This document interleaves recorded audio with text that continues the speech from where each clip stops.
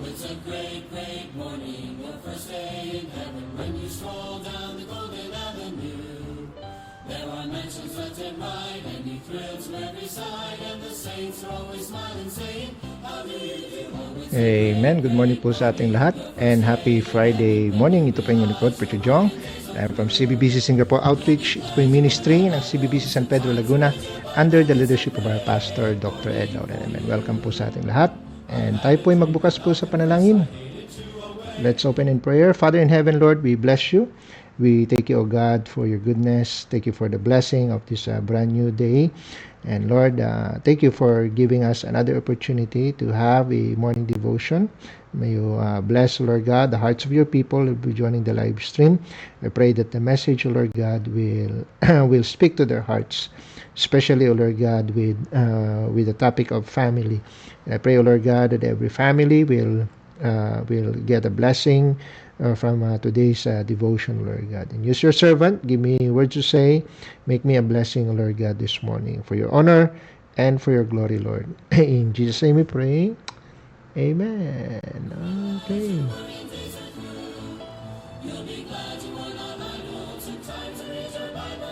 Share ko po muna yung ating live stream.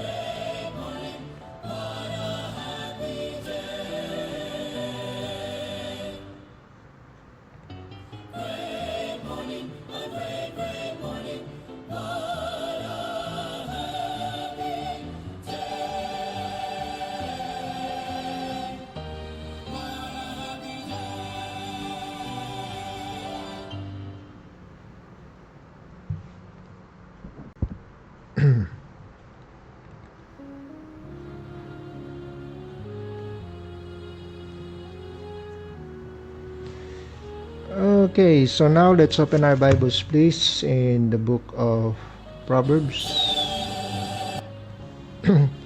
Proverbs chapter 1 po tayo. Proverbs chapter 1. Amen. Proverbs chapter 1. So, good morning kay Sister Tere. And also kay Sister MJ, good morning. Sister Jackie, good morning. Kay Ma'am Maris, Maing Buntag. And also kay Ma'am Irene and Brother John Ray sa Midsayap, Maing Buntag. Sister Laila, good morning sa iyo. Then kay Sister Joffin, good morning. And kay Sister Joanne, amen. Okay. Sensya na po, late po tayo nakapag-start. At inaayos ko pa rin, ina-attempt ko pa rin ayusin yung camera. But, yun nga. Kaya... Okay, Proverbs chapter 1 po tayo.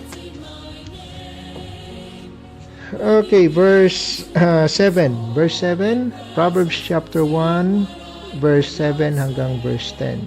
Okay, sabi po dito, the fear of the Lord is the beginning of knowledge, but fools despise wisdom and instruction. My son, hear the instruction of thy father, and forsake not the law of thy mother, for they shall be an ornament of grace unto thy head, and chains about thy neck. Verse 10, my son, if sinners entice thee, consent thou not. I'd like to speak about the subject this morning, while your parents work abroad. While your parents work abroad. Tayo po muna yung manalangin. Father in heaven, Lord, we bless you. Thank you, God, for your word. Thank you for the passage that we have read. And Lord, we are now asking for your blessing upon this message. Lord, may you help your servant, anoint me, O Lord God, empower me, equip me, O Lord God, with words to say, so that your people will get the message, especially the children, O Lord God, as they will be the audience this morning for the children whose parents are working abroad. I pray, O Lord God, that you would bless the message. May it resound, O Lord God, in their hearts. And I pray, O Lord God, for victory this morning, for your honor and for your glory, and forgive us our sins. In Jesus' name we pray.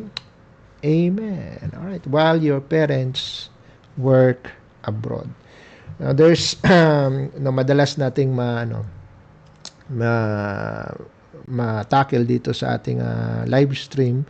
Madalas nating address, of course, are the parents that working abroad, so sila yung madalas nating nami-minister. But meron ding kumbaga, merong side of the story na hindi natin natatackle. And which is yung children, especially yung meron ng medyo katinuan, na makaunawa ng mensahe, medyo kahit nga mga 8 years old, 9 years old, nandun na yung nagkakaroon na sila ng understanding. Iba nga, at a young age, meron na silang maturity. So we look at them this morning. Yung mga growing up na yung kanilang mother at father, they are working away. At yung bang hindi na nila nakikita yung long hours na tinatrabaho mo, yung loneliness na tinitiis mo, di ba? Merong mga bukod dun sa mga emotional at financial baggage, na dala-dala nila for the sake of the family. So kaya nga maraming mga parents, OFWs, kumbaga hindi lang nakikita ng mga parents ng mga children that they are crying in silence. They are crying in silence. They pray in silence. They sacrifice in silence. Kasi hindi nila nakikita, hindi nila naririnig. Di ba? So while their voices are not heard every day, pero yung sacrifice nila, it should speak loudly. Amen? Kaya sabi dito sa verse 8, "My son, hear the instruction of thy father, and forsake not the law of thy mother." Amen? Yet, ang problema, many children, they react to this situation na kung saan nadadagdagan pa yung burden. So, hindi naman lahat. Maraming mga nakakaunawa. Pero, marami din naman ang nagde-develop ng resentment. Di ba? Yung iba, they take advantage. Sa absence ng kanilang mga parents. Siguro, sinasakyan nila yung guilt. Kaya nga nagde-demand pa sila nagde-demand pa sila ng pera. So, yung parent naman na guilty na sila ay they try to cope up with sending money. Hindi nila nare-realize that yung children, they are manipulating their emotions. Yung iba naman, mga bata, they live carelessly. Kasi nga walang direct supervision ng mga magulang. Common yung mga kwento about rebellion, about disrespect, about irresponsibility, di ba? Common nating naririnig yan sa mga anak ng mga ng mga OFW, di ba? Na kumbaga bukod sa homesickness na meron ng mga parents, di ba? Nadadagdagan pa ng sama ng loob, ng broken hearts, ng mga disappointments. So, and yun nga, samantalang ang mga parents, most of them, they just want to give their children, a chance for, sabi nila, better life. Di ba? So, kahit pa nag-work dito sa Singapore, sa Middle East, sa Europe, di ba? Yung mga parents, they work. And the reality is the same. Hindi lang sila nag-earn ng pera, they are also enduring. Di ba? Nag-i-endure sila ng homesickness. Nag-i-endure sila ng pagod. Di ba? Nag-i-endure sila ng pressures na hindi nakikita ng mga anak. Di ba? So, nagpapadala sila ng mga provisions, ng mga allotment, ng mga allowance. Pero, nandun din yung deep desire nila. Sana mapadala din nila yung kanilang presensya. Di ba? And so, that's why the Bible commands children to obey. Sabi nga ng Ephesians chapter 6 verse 1, "Children, obey your parents in the Lord." Why? "For this is right." Amen? Na hindi porke merong distance doesn't mean na nababawasan yung nababawasan yung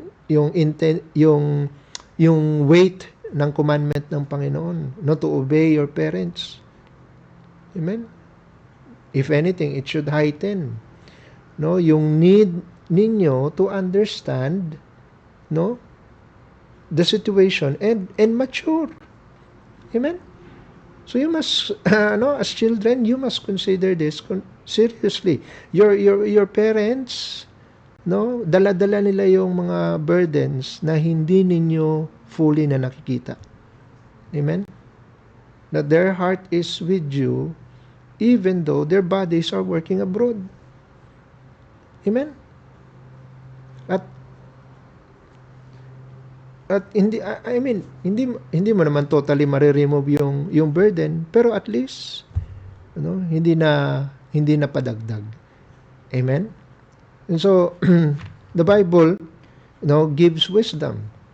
Amen. The Bible gives wisdom for children, ngayon sa ating sa mensahe natin ngayon, while addressing the children, not simply to obey but to grow in understanding.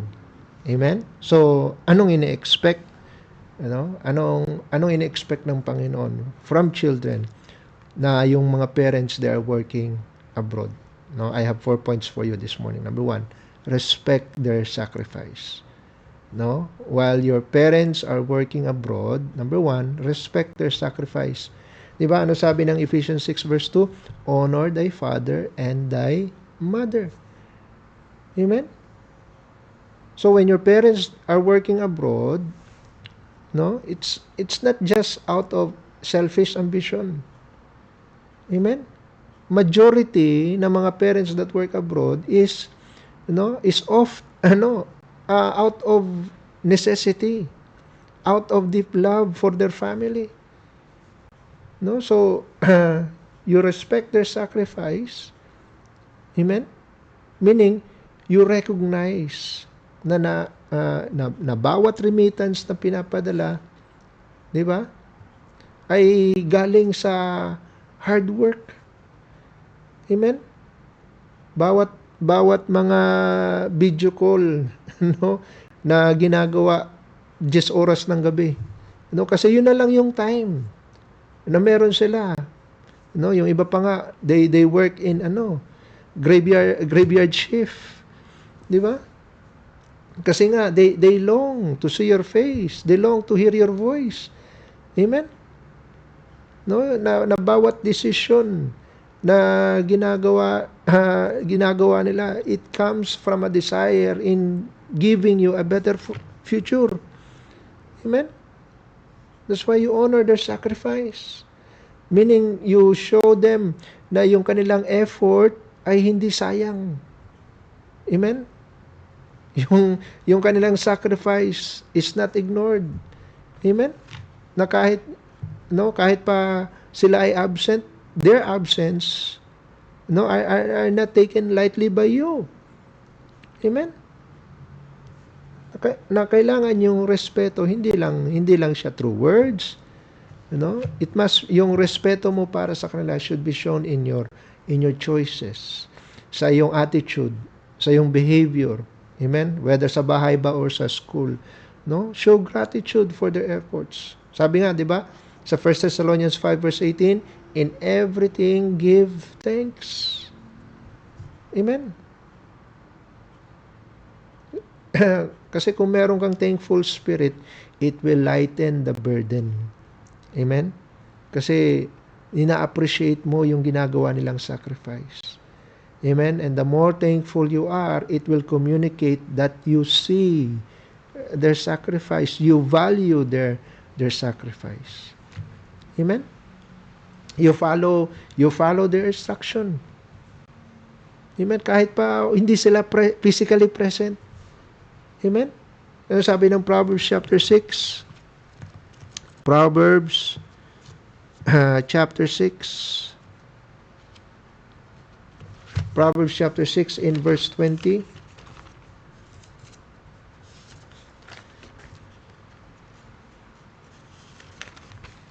Sabi dito sa verse 20, My son, keep thy father's commandment, and forsake not the law of thy mother.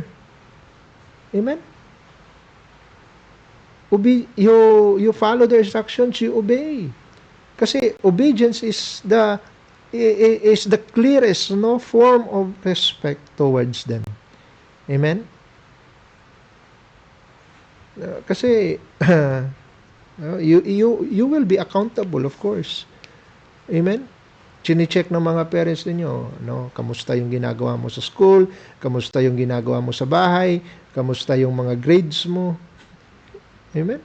Of course, they would want a report kapalit ng kanilang mga sacrifice. Amen? That's why you guard your attitude when you communicate with them. Kapag kayo ay nagvo-voice call or video call man yan, you guard. Amen? Sabi nga, again, Proverbs 15, a soft answer turneth away wrath, but grievous words stir up anger. Amen? O sabi ng Proverbs 16 in verse 24, sabi dito, pleasant words are as honeycomb, sweet to the soul, and health to the bones. Amen? Hindi nyo lang alam kung, kumbaga, pagod na nga yung parents, at makikipag-usap pa sa'yo after their shift, 10 oras ng gabi. Diba? Tapos, sasalubungin lang ng disrespectful na tono. Hello? Be respectful. Guard your attitude. Amen? Kasi kapag yung tono mo respectful sa mga chats, sa mga calls, di ba? It will comfort them. Lalo na they are emotionally and physically stretched. Amen? So number 1, respect their sacrifice. Number 2, receive their instruction. Receive their instruction. So sabi dito sa binasa natin kanina, keep thy father's commandment. Proverbs chapter 6 and verse 20. Amen? Isa sa mga mahirap, sa mga OFWs is to correct their kids habang sila ay malayo. That's one of the struggles ng mga parents. Kaya nga yung father ko, being a seaman, pinagkatiwala niya lahat ng pagdisiplina sa nanay ko. Ayaw niya akong pagbuhatan ng daliri. Kapag kasama ko siya. Kasi nga bakasyon lang. But the thing is, hindi nila, kapag yung parents mo ay working abroad, hindi nila kita lahat. Amen? At hindi mo maasahan that they would respond in time. Yet, during those course na during those times or opportunities na nagkakausap kayo, at binibigyan kayo ng instruction, know that instruction came from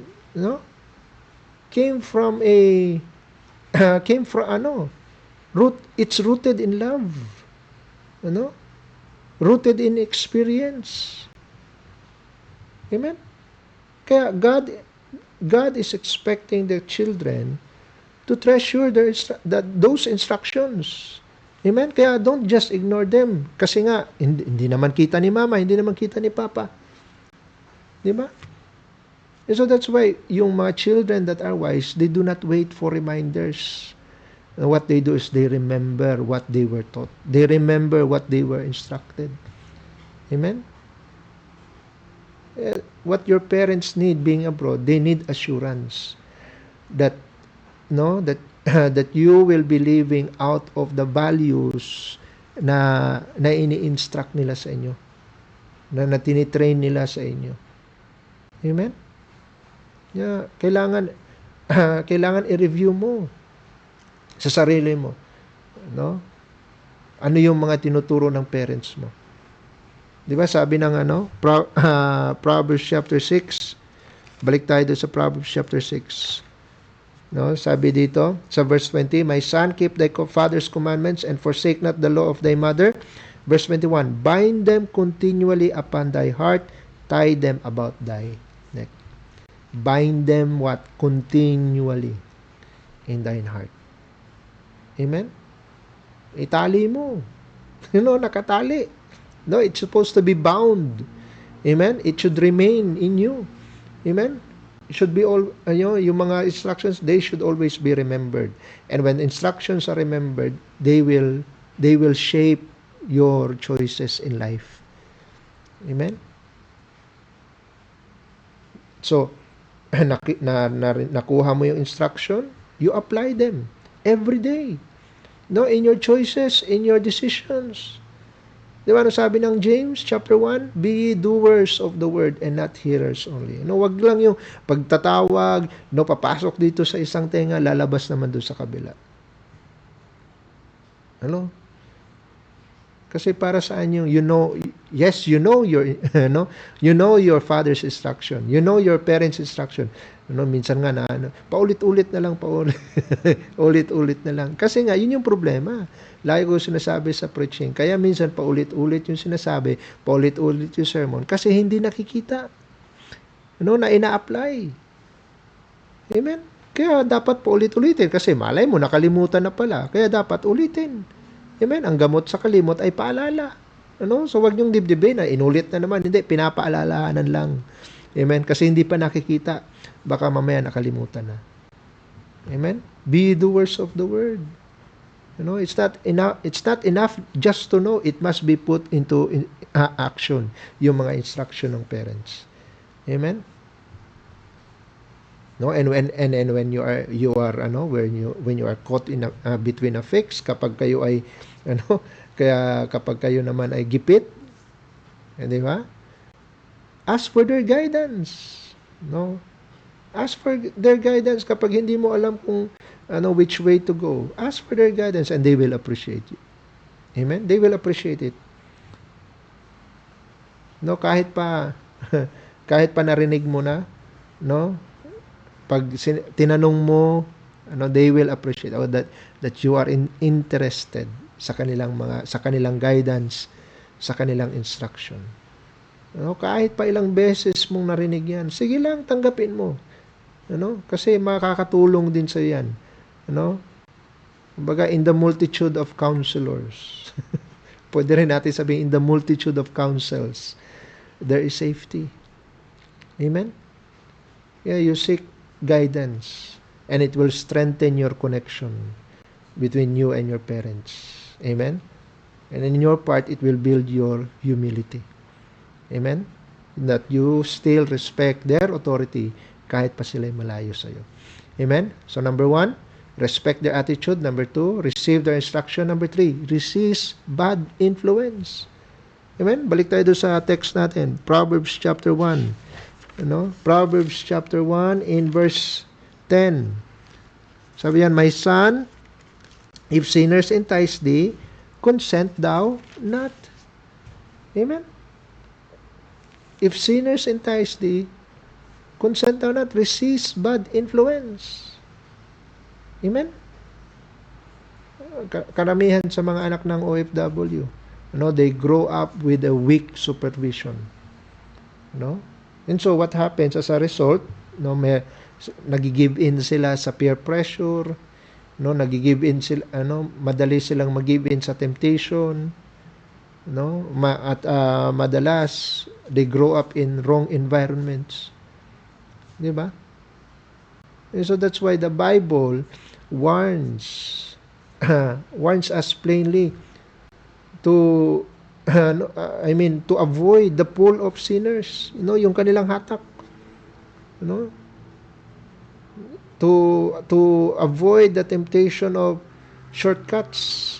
Yung shortcuts pa naman, they are very attractive kasi it's convenient di ba?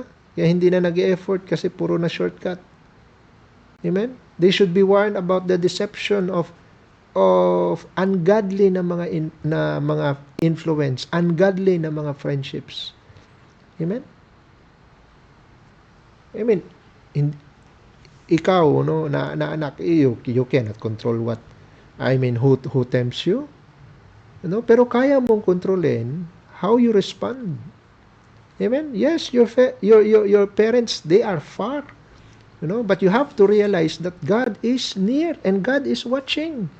And every wise choice na gagawin mo, it will protect your heart. Amen. Kaya you distance yourself from friends na magpupush sa'yo or mag-influence sa'yo towards sin.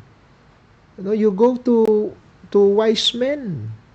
Go to good company, kaya nga laging ang instruction sa inyo ng mga parents, especially when they are Christian, go to church. Be in the company of good people. Ano sabi ng Proverbs 13? Proverbs 13 in verse 20. Sabi dito, he that walketh with wise men shall be wise, but a companion of fools shall be destroyed. Amen? Walk with wise. Walk with the wise. Don't be in company of fools. Amen? Kasi whether you realize it or not, your circle of friends, will be the one that will sharpen your character. Diba? Iron sharpeneth iron. Amen? Yeah, kapag na you are experiencing temptation, say no early. Amen? Bago ka pa mahatak. Amen? Ano sabi ng 1 Thessalonians 5 verse 22? 1 Thessalonians 5 in verse 22. Ano sabi dito? Abstain from all appearance of evil. Abstain. You refuse. And the earlier you refuse will prevent you from regret. Amen? Especially long-term na regret. Amen? Kapag early yung refusal, early yung avoidance mo, hindi mo pagsisisihan yan, in long term. Kaya nga kapag nakikita mo na it will influence you to sin or to make bad choices, then palitan mo yung influence na yan. Go to spiritual influences. Amen? Sabi ng Colossians 3, set your affections on things above, not on things on earth. Amen?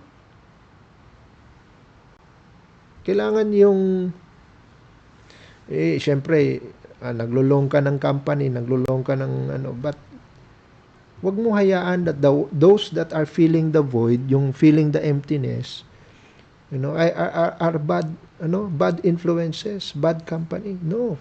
You fill the void with godly direction, godly influence. Amen. Yes, nandun na tayo. Namimiss mo yung parents mo, namimiss mo yung nila, but going to wrong company will not help. Hello? Going to bad friends will not help. Amen? If anything, sabi nga, a company, he that is in the company of fools will be destroyed. Amen? So, resist bad influence. So, number 1, respect their sacrifice. Number 2, receive their instruction. Number 3, resist bad influence. And number 4, the last, reflect godly character. Amen? Reflect godly character. Ano sabi ng Philippians chapter 1. Philippians chapter 1 in verse 27. Sabi dito, only let your conversation be as it becometh the gospel of Christ. Amen? Especially if you are in a Christian family. Yung parents mo, mapalad ka kapag yung parents mo ay nakapunta sa isang outreach. Amen? At doon siya nag-i-involve. Amen? At minsan sa buhay mo, narinig mo na shinare sa'yo ng parents mo yung gospel, or pumunta ka sa church at narinig mo yung gospel doon, while your parents are working abroad. Di ba? And so now that you are also, not only you are a child of your parents, you are also a child of God.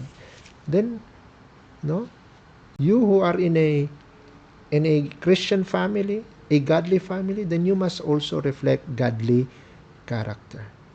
And you know what? That is one of the greatest comforts. Amen?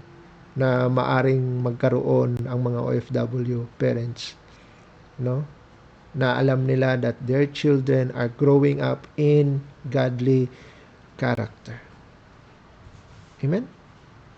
So when you reflect godly character, it means you are living in a way that your life brings joy. Amen? Instead of shame. No, your life brings joy to your parents. And your life brings honor to God. Amen? No, and how will that happen? You choose responsibility, you choose humility, you choose honesty, you choose integrity. Amen? And when you do that, it will tell your parents, no, Ma, Pa, your sacrifice is not wasted. Why? Because your child is walking with God. Amen? That's the message, no, that you are sending to your parents when you live in godly character. Amen? Yeah, when you are given the instruction, do your responsibilities. No, without being told. Amen? Ibalita mo na lang sa parents mo, nagawa mo na. 'Di ba? Ang sabi ng Proverbs Proverbs 13 in verse 1. Proverbs 13 in verse 1, a wise son heareth his father's instruction, but a scorner heareth not rebuke. Amen? Be that wise son, that listens to his father's instructions. Amen? And follows, the word here, and hindi lang yung, again, the idea in the Bible, when you hear, you also do. Hindi lang hearer, kundi doer. Amen? You have the initiative, and when you show initiative, it means you're having that maturity. You're having that you have the real, na ikaw ay reliable or responsible to take on those instructions. Amen? And also you practice honesty, in all areas, even in all areas of your life, even if no one is watching. Unang-una, hindi ka kita ng parents mo kasi abroad sila. But ano sabi ng Proverbs 15? While you are there in the book of Proverbs 15 in verse 3, the eyes of the Lord are in every place, beholding the evil and the good. Amen? So live with honesty, live in integrity. Why? Because God is watching. And when you do, it will protect your testimony, and at the same time, it will honor your parents. Amen?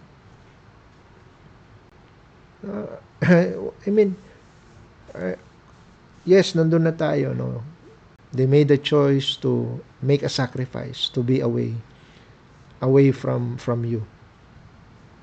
But one of the consolation na pwede mong ibigay is that when you live in a way that will make them proud. Di ba? Proud that you are growing. Proud that you are improving. Proud that you are maturing. Amen? Ano sabi ng Proverbs 10? Proverbs 10 in verse 1. Proverbs 10 in verse 1, sabi dyan, the Proverbs of Solomon, a wise son maketh a glad father.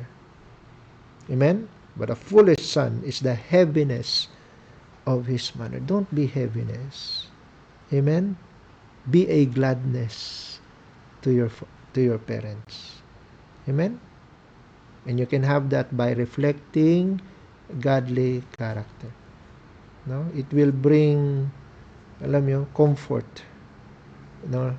sa mga parents ninyo that are working abroad.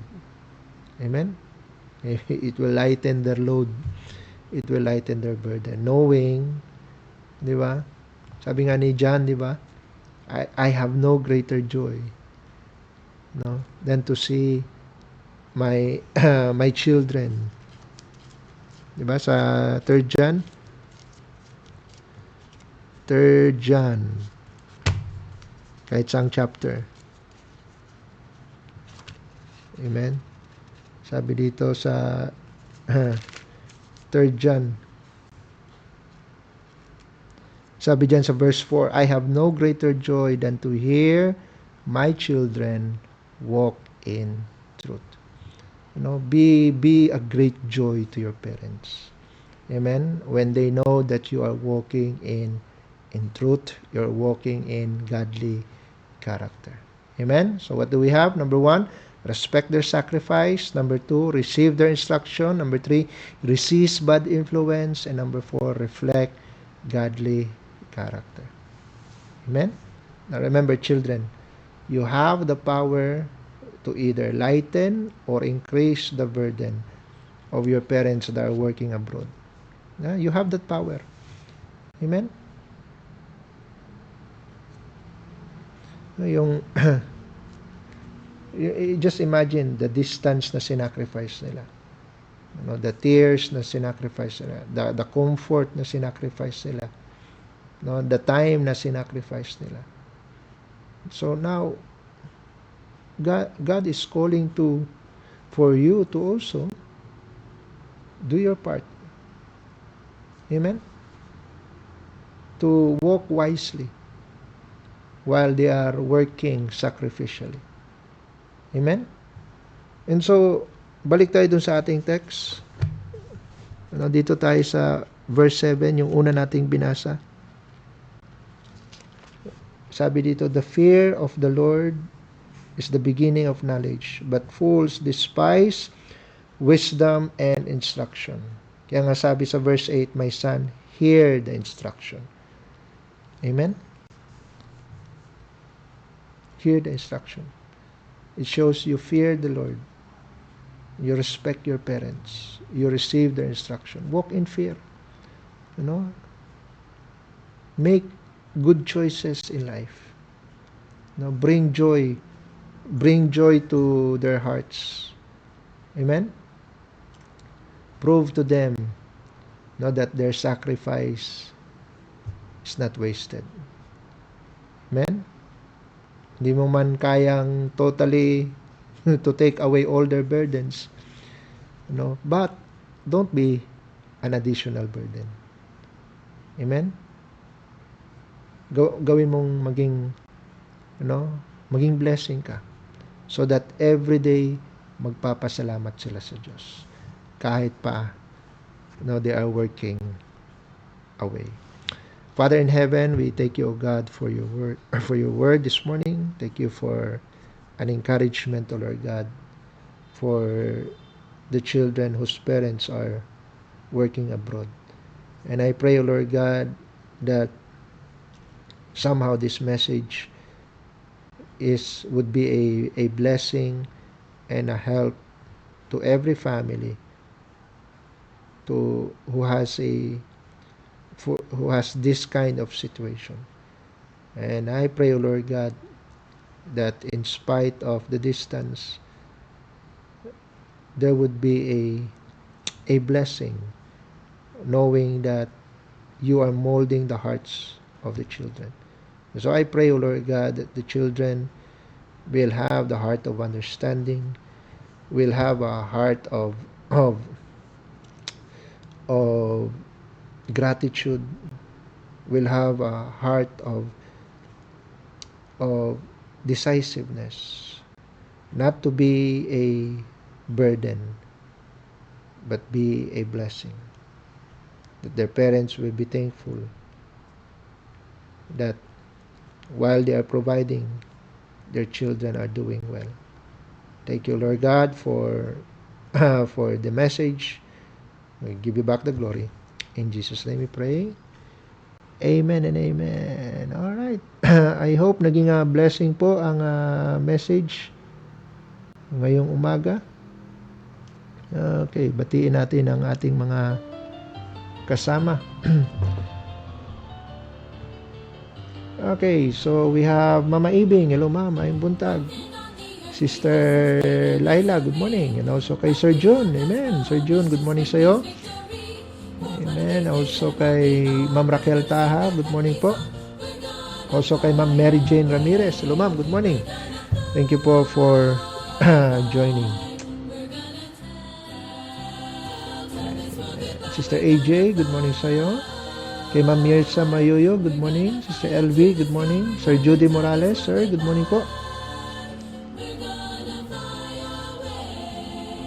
Sister Charis, good morning. Amen.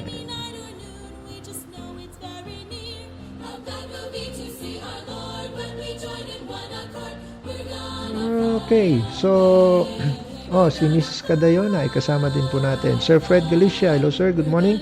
Sir Jason Aroy, good morning. Sister Raquel, good morning sa'yo. Amen. Sister Anna Marie, good morning. Si Ma'am Joni, hello po. Joni BP, good morning. From Taiwan, hello po. Si Ma'am Maria Sofia, good morning po sa inyo. And kay Sir Randy Esguera, amen, good morning po. Sir Nelson Olivenza and kay Sir Jabison, good morning po sa inyo. Okay, so dyan po nagtatapos ang ating morning devotion. So magkita-kita po tayo muli sa Lunes for our next devotion. MWF lamang po itong ating live stream. So Lunes po tayo magkita ulit. Members, let's pray for a great weekend. Be there tomorrow if you're free. Amen. At of course, our big day on Sunday, mag-pray po natin ang ating service sa maghapon. Amen. Ngayon ay maulan. Please don't forget your payong kung kayo po magtatrabaho. Amen. All right, let's all pray for let's all close in prayer. Father in heaven, Lord, we bless you. We thank you, God, for the victory that you have given us, Lord, and we ask for your blessings for the rest of the day, especially in our work, in our travels. So Lord God, keep us safe, give us wisdom to make the right decisions, and thank you, Lord God, for speaking to the children whose parents are working here abroad. I pray, O Lord God, that this will be a blessing, O Lord God, for every family. And thank you for your instruction. I pray, Lord God, for the members of the outreach, that you would bless them for the coming weekend. Bless our service tomorrow. And bless, Lord God, the big day on Sunday. Once again, speak to us, send revival. And Lord, may you give us visitors that will not only hear the message, but also, Lord God, hear the gospel and have that assurance of salvation. And I pray, O Lord God, for victory for all the preparations that your children are doing for the coming big day on Sunday, O Lord God. Bless the Sunday school for children. Bless, O Lord God, the special number, the violin players, O Lord God. Every ministry, O Lord God, I pray that you would bless your children. And I pray, O Lord God, that you would continue to bless the outreach in growth and in the quality of our Christian life. I pray, O Lord God, Lord, that you would add, that you would work your way, O Lord God, to add families to the outreach. And I pray, O Lord God, for your blessing. And may you continue to send revival, O Lord God, to the members. I pray for our pastor and the church at San Pedro, the missions and the outreaches, O Lord God. Thank you for this live stream program. May you continually to use it for your honor and for your glory.